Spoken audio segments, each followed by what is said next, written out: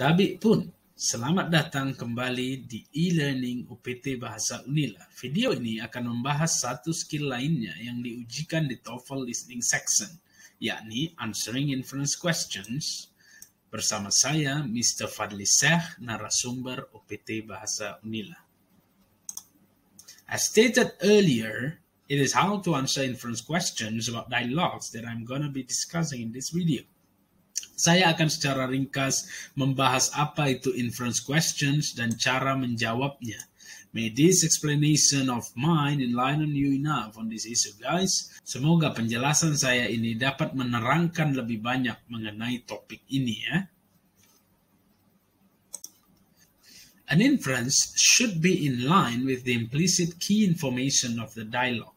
Jadi, untuk mengetahui inference-nya, penarikan kesimpulan yang tersirat atau kesimpulan yang tersirat, itu yang dimaksud dengan inference. Nah, untuk mengetahui ini penting untuk mengambil implicit key information. Implicit key info adalah info kunci dari ujaran di dialog. Info kunci yang tersirat, bukan yang terucap, bukan yang tersurat. Nah, inference yang benar pasti sejalan dengan info kunci yang tersirat tadi. First things first, we have to understand the utterance. Tentu pertama pahami dulu secara garis besar apa yang dikatakan. Baru kemudian serap informasi di dalamnya, and then relate it to the context. Sehingga setelah menyerap informasi di dalamnya, arti literalnya kita serap, informasi di dalamnya kita kaitkan dengan konteks, maka kita pahami itu implicit key information-nya. Berupa contextual meaning, the real meaning behind the utterance. Jadi arti sebenarnya di balik ucapannya, contextual meaning-nya. Nah, inilah implicit key info tadi. Inilah dia info tersirat kuncinya tadi, itu contextual meaning atau arti sebenarnya. Baru kemudian kita tarik inference-nya. Baru kita tahu kesimpulan tersiratnya yang benar yang mana. Dan choose the option that goes with this inference. Kita pilih pilihan yang sejalan dengan inference ini. Kalau tidak ada, maka paling tidak pilih pilihan yang tidak berkontradiksi dengan inference ini dan sejalan dengan apa yang ada di dialog tadi. Okay, so the two most common questions for inference questions are what can be inferred from the conversation and what does the man or the woman imply.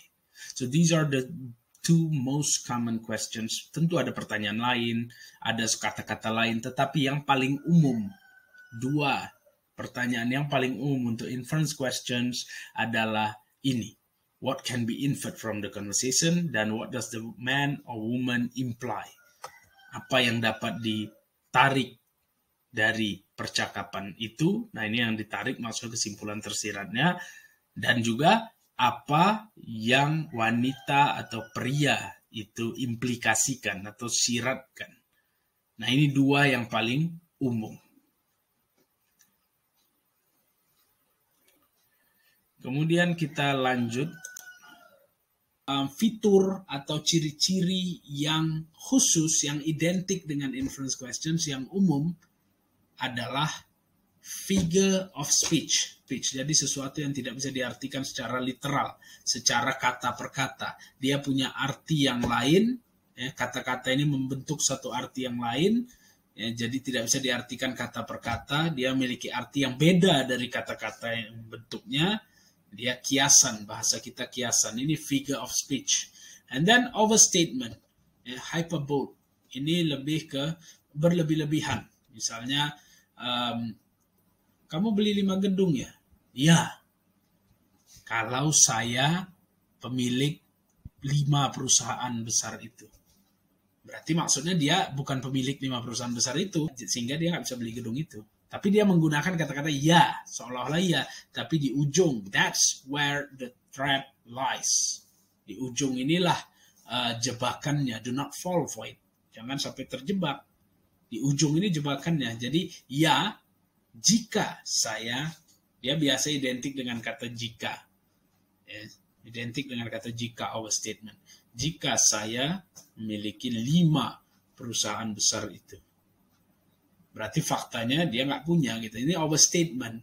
Kita lihat, we should always take into account the intonation, intonasinya, the diction, diksinya, baru kemudian kita hubungkan ke konteksnya. Nah, ini yang dimaksud. Baru kita bisa menarik inference yang benar. Overstatement jangan diartikan secara harfiah, karena itu hyperbole. Itu berlebih-lebihan, sesuatu yang dibesar-besarin, secara nggak masuk akal, secara logika dia nggak bakal terjadi. Kemudian exaggeration, itu lebih ke cara dia mengatakannya. So, overstatement is about the content, while exaggeration is about the action.